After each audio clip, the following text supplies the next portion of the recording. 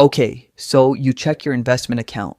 $23,000. You've been putting money away for 3, maybe 4 years now, and it feels like nothing's happening. Your friend just bought a car. Someone on Instagram is showing off their new apartment. And you're sitting there with your $23,000 wondering if this whole investing thing is even worth it. Because at this rate, it feels like you'll be 95 years old before you have real money. Here's the thing, you're standing right at the edge of the hardest, most discouraging part of building wealth. And I need you to stick with me for the next few minutes because what happens after this point is going to completely change how you think about money.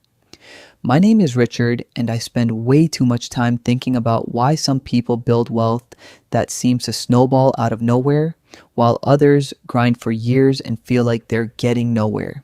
If you're someone who's been investing for a while now and feels discouraged because your account still doesn't feel real yet, make sure to hit the subscribe button and give this video a thumbs up if this helps you out.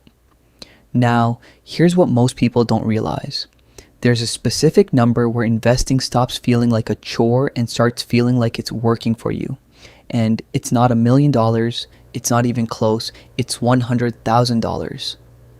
Look, I know that sounds like just another arbitrary number finance YouTubers throw around, but this one's actually backed by math.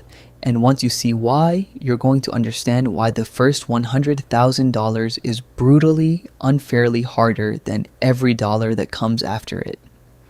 Let's break it down. Say you're investing $800 a month into an index fund averaging 8% annual returns. Pretty realistic for a total market fund. Getting to your first $100,000 takes you roughly 8 years. 8 years of consistent contributions. 8 years of market ups and downs. 8 years of watching your balance and wondering if it's actually working. But here's where it gets really interesting. Once you hit that $100,000 mark, growth starts happening on its own, separate from what you're contributing. At 8% average annual return, $100,000 sitting untouched generates roughly $8,000 in a single year. That's not from your paycheck. That's not from a side hustle. That's your money making money while you sleep. So let's say you keep contributing that same $800 a month after hitting $100,000. Your second $100,000, going from $100,000 to $200,000, doesn't take 8 years anymore. It takes about 4.5 years. You've cut the time almost in half and you didn't change a single thing about your income or your habits. Now you might be thinking, okay, Richard, that's just compound interest. Everyone knows that. And sure, you've probably heard the term, but here's the disconnect. Knowing the concept of compound interest and actually feeling its effects are two completely different things. Compound interest in the early years is basically invisible. It's like trying to notice a plant grow by staring at it. Nothing seems to be happening, so your brain concludes nothing is happening. There's a psychological principle called exponential growth bias. Researchers have found that humans are wired to underestimate exponential processes and instead perceive them as linear.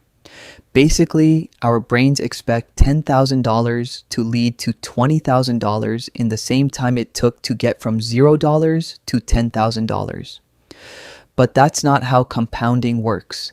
And that mismatch between expectation and reality is exactly why most people quit right before things get good. This is the silent reason so many people abandon investing in years 2, 3, and 4. Not because the strategy failed, because their brain told them it wasn't working, when really it just hadn't kicked in yet. Think about it like pushing a car that's stalled on a flat road. In the first few seconds, you're putting in maximum effort and the car barely moves an inch. It's exhausting and it feels pointless. But once that car gets rolling, once it builds a little bit of momentum, it takes way less effort to keep it moving. And eventually, it's rolling on its own faster than you could ever push it by hand. Your first $100,000 is you pushing the stalled car. Every dollar passed, that is the car rolling under its own momentum. Here's the part that really messes with people's heads once they understand it. Let's fast forward. If you keep investing that same $800 a month at 8% annual return, here's what your timeline looks like from zero all the way to $1,000,000. Zero to $100,000, about 8 years. $100,000 to $500,000, about 13 more years. $500,000 to $1,000,000, only about 6 more years. Read that again. The jump from half a million to a full million happens faster than the jump from 0 to 100,000. Your money is quite literally doing more work than you are at that point. The $800 a month you're contributing becomes almost a rounding error compared to what the market's adding on its own.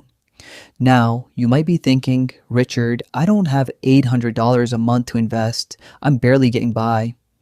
I hear that, and it's a completely valid place to be. But here's the thing. The amount matters less than you'd think. Even at $400 a month, you'll still hit $100,000 in around 12 years. And from there, the exact same acceleration kicks in. The timeline stretches, but the pattern, the hard grind followed by the snowball, stays identical no matter your income level. The math doesn't care how much you make, it cares how consistent you are. According to Federal Reserve data on household net worth, the median net worth for Americans under 35 cites around $39,000, while for the 55 to 64 age group, it jumps to roughly $364,000. That's not a coincidence of age, that's compounding doing exactly what we just talked about. Decades in motion. The people who got ahead didn't necessarily earn dramatically more. They crossed the $100,000 threshold earlier and let time do the rest. You're getting closer to the point where it starts rolling on its own. If this video gave you a reason to keep going, subscribe, because I'm breaking down exactly how wealth actually gets built.